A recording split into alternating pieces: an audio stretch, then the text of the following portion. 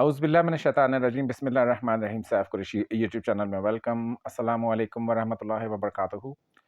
अभी से जो लास्ट वीडियो मैंने किया था सूरह अल कुरैश का और उसमें सूरह अल बकरा की आयत नंबर 137 का जो आखिरी हिस्सा था फसयकफ़ीकुहुमुल्लाह व हुवस समीउल अलीम, ये हमने हर फ़ा के ऊपर पढ़ना था। तो उसमें एक तो इस वीडियो में ये कुछ चीज़ें बतानी थी जो क्लियर नहीं है बहुत सारे लोगों को, जिनके कमेंट्स में बहुत ज़्यादा क्वेश्चंस आ रहे हैं कि इलाफ़िहिम जब हम पढ़ेंगे तो जब भी मैंने कहा फ़े पे आएँगे, वहाँ पे रुक जाएँगे। इलाफ़े यहाँ पर आप रुक गए और 3 दफ़ा आयत मुबारका पढ़ी, फसयकफ़ीकुहुमुल्लाह व हुवल समीउल अलीम, ठीक है? ये पढ़ लिया आपने, फिर आगे चले। अब यहाँ पर एक मकाम ऐसा आएगा जहाँ पर 2 फ़ा इकट्ठे आएँगे, यानी वस्सैफ़ और फलयाबुदू। तो सैफ़ का फ़ा वहाँ पर 3 दफ़ा पढ़ा और जो फलयाबुदू का फ़ा है, उस पर आने से पहले फिर 3 दफ़ा पढ़ लेंगे। ये इसमें समझने की बात है जो कि बहुत सारे लोग इसमें मिस्टेक कर रहे हैं और मैंने हालाँकि पिछले वीडियो में इसकी वज़ाहत भी की थी। दूसरा सबसे ज़्यादा क्वेश्चन ये है कि कितने दिन पढ़ना है? देखें, ये इमरजेंसी अमल है, 3, 5 या 7 दिन पढ़ेंगे। तीसरा सबसे जो इम्पोर्टेंट क्वेश्चन आ रहा था कि किस नमाज़ के बाद पढ़ें? तो इमरजेंसी तो कोई वक़्त बता के नहीं आती। जब आपको ऐसी कोई इमरजेंसी हो जिनका मैंने तज़किरा किया था उस वीडियो में, तो आप उस वक़्त पढ़ सकते हैं, लेकिन हर नमाज़ के बाद अगर इसे 3 दफ़ा पढ़ा जाए, तो बहुत ही अच्छा फ़ायदा होता है। यानी कि अगर आप 3, 5 या 7 टाइम्स ये इस तरतीब से एक दफ़ा पढ़ेंगे तो ये 1 सेट कहलाएगा और 3, 5 या 7 सेट्स पढ़े जाते हैं। तो हर नमाज़ के बाद 3 सेट्स पढ़ लिए जाएँ तो that is more than enough for like जो भी आपकी प्रॉब्लम्स है वो।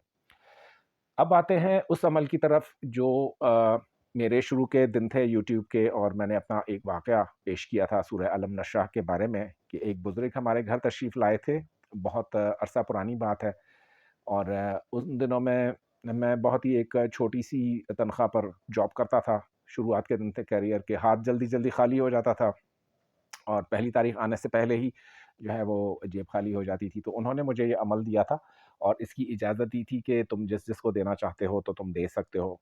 तो मैंने उसके बाद वो अमल कुछ अरसा किया, फिर भूल गया, लेकिन अब कुछ अरसा पहले वो अमल फिर याद आया और मैंने लोगों को देना शुरू किया, बताना शुरू किया। तो अब जो उसकी वीडियो देखेंगे अलम नशा की जो पहली-पहली मेरी वीडियो है, बहुत ही शुरू के नीचे है बिल्कुल और काफ़ी ज़्यादा वीडियोज़ जो मेरी देखी गई हैं, उनमें से ये बहुत ही ऊपर आती है। सेकंड, थर्ड नंबर पर आती है व्यूज़ के काउंट के हिसाब से और कमेंट्स के हिसाब से आप जब कमेंट्स पढ़ते हैं, तो अल्लाह के कलाम पर मर मिटने को जी चाहता है। इतना ज़्यादा उसमें लोगों को फ़ायदा हुआ, भला हुआ, लोगों का हाथ खुला।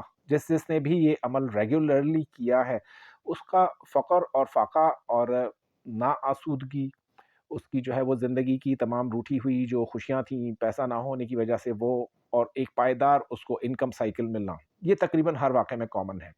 दूसरा, हर वाक़ये में एक चीज़ और भी बहुत सारे वाक़यात में कॉमन है कि अचानक इमरजेंसी में पैसों की ज़रूरत पड़ गई थी और कहीं से इंतज़ाम नहीं हो रहा था। यूके के एक डॉक्टर साहब ने कोई किस्त भरनी थी अपने क्लिनिक की, वरना वो क्लिनिक उनका नीलाम हो जाता या मॉर्टगेज था या जो भी उनकी लीगल कार्रवाई थी वो हो जाती। उन्होंने अमल सिर्फ़ 3 दिन किया था और चौथे दिन उनके लिए जो उनकी मतलूबा रकम थी, उससे तकरीबन 25% ज़्यादा उनको मिला।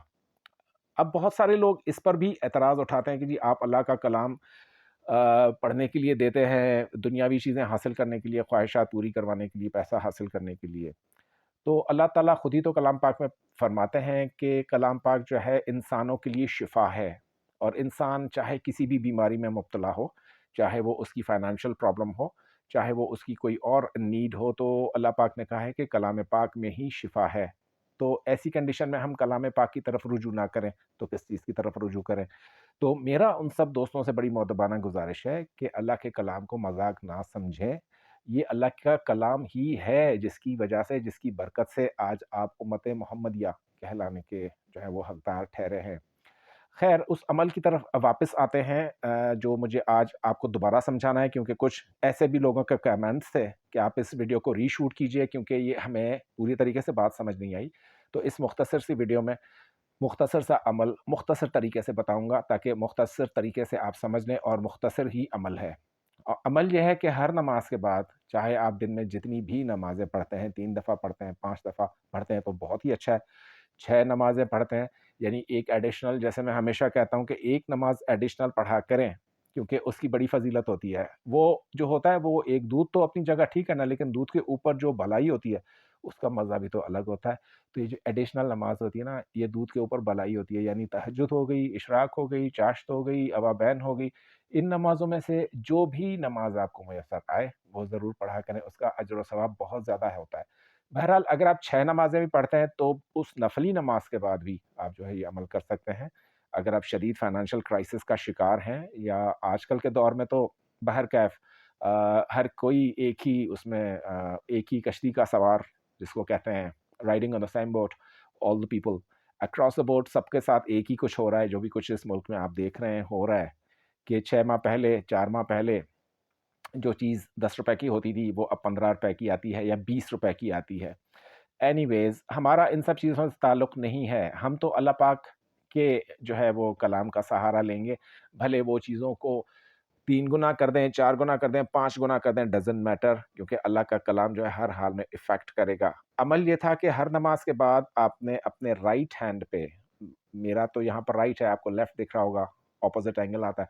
तो हर हाल में, हर नमाज़ के बाद राइट हैंड के ऊपर आपने पहले क्या करना है, नमाज़ ख़त्म कर ली आपने, 3 दफ़ा पढ़ लिया दुरूद पाक, जो भी दुरूद पाक आपको आता है। नमाज़ वाला दुरूद इब्राहिमी पढ़ते हैं तो बहुत ही अच्छा है, वो 3 दफ़ा पढ़ लें।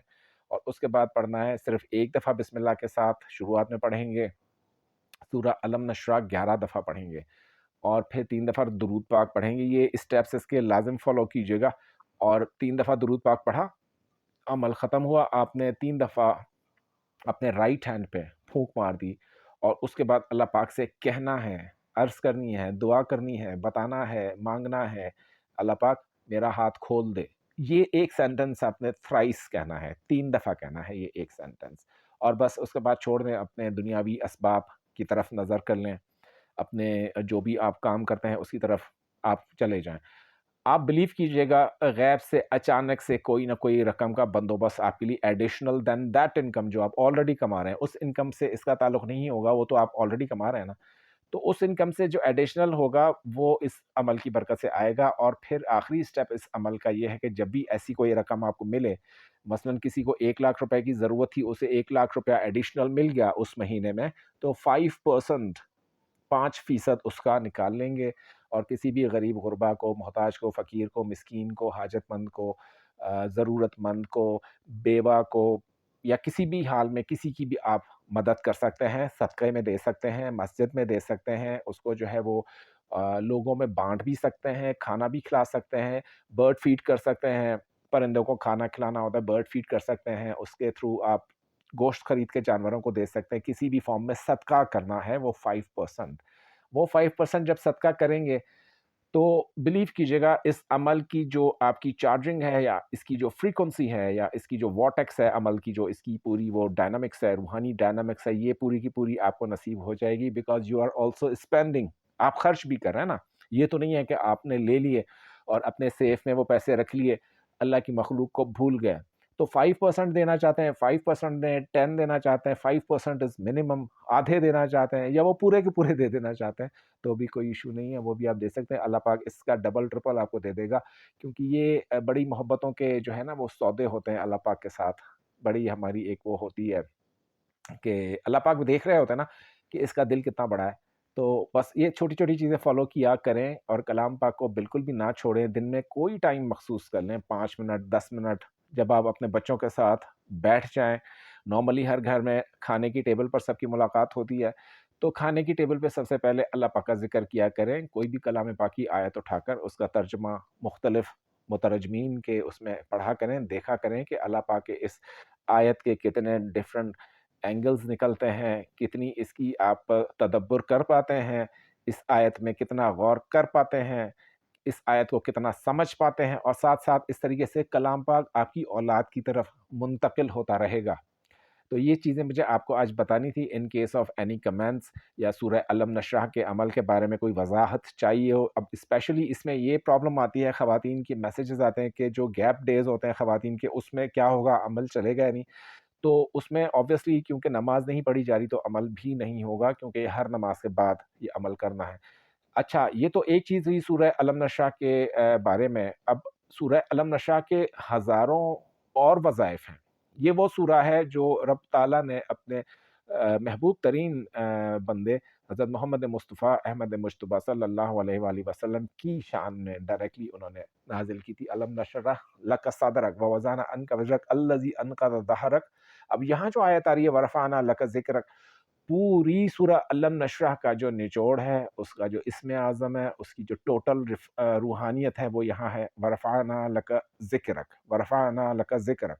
अब अगर आप इसकी ही तकरार कर देते हैं तो इसमें आपको उन लोगों के लिए सबसे ज़्यादा अच्छी चीज़ होती है जिनकी रूहानियत मुंजमद है, बंद हो चुकी है जिनकी रूहानियत, जिनका जो है वो कोई सिरा नहीं मिलता उनको, या इस सूरत को उस वक़्त बहुत ज़्यादा पढ़ा जाता है जब आप ट्रैफ़िक जैम में फँस जाएँ, जब बाज़ार के रश में फँस जाएँ तो ये खोल देती है।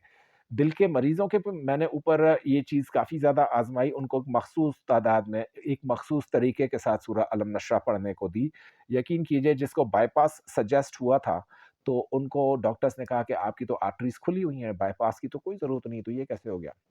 जिनको पथरी होती है, उनको ख़ास तरीके से पढ़ाई जाती है सूरह अलम नशरह, या जिनका कोई काम मुंजमद हो जाता है, रिश्ते नहीं आ रहे स्पेशली, सूरह अलम नशरह एक मुख्तलिफ़ तरीके से पढ़ाई जाती है। तो सूरह अलम नशरह को हम कंटिन्यू करेंगे, आइंदा वीडियो में मैं आपको इसके मुख्तलिफ़ और अज़कार बताऊँगा।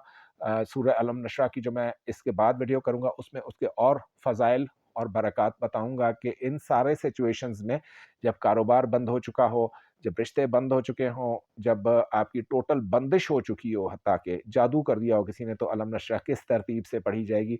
ये वीडियो क्योंकि तवील हो जाएगी तो इसलिए इसको हम यहीं पे क्लोज़ करते हैं, और सेकंड वीडियो में हम आपको इसके मज़ीद तरीके पढ़ने के लिए बताएँगे।